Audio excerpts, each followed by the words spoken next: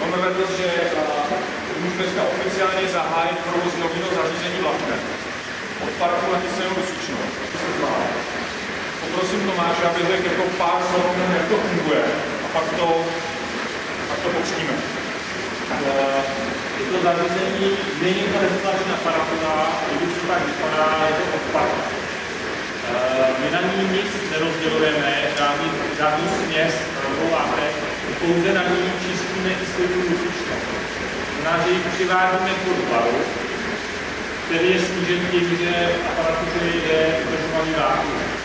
Tak já nepotřebuji žádný čerpadlo, abych plnil ten vazák.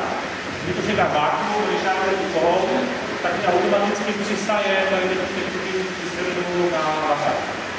Ten vazák je vyžívaný párou, to následně hub, kterým protítá pára. Podáváme kyselinu dusičnou na těch 50 stupňů. Tohle je jakoby kolona, ale není to kolona, je to jakoby pouze nástavec, který mi pomáhá čistit ty páry. Jasně, jako by to Jo?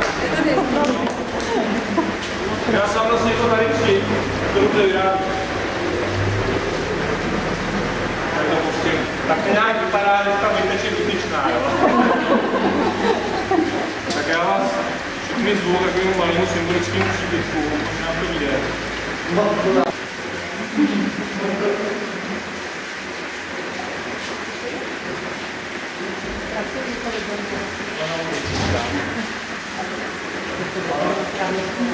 A tam se to prodává vysočný, kde je pilotí. Je to 65%. 65, největší dva.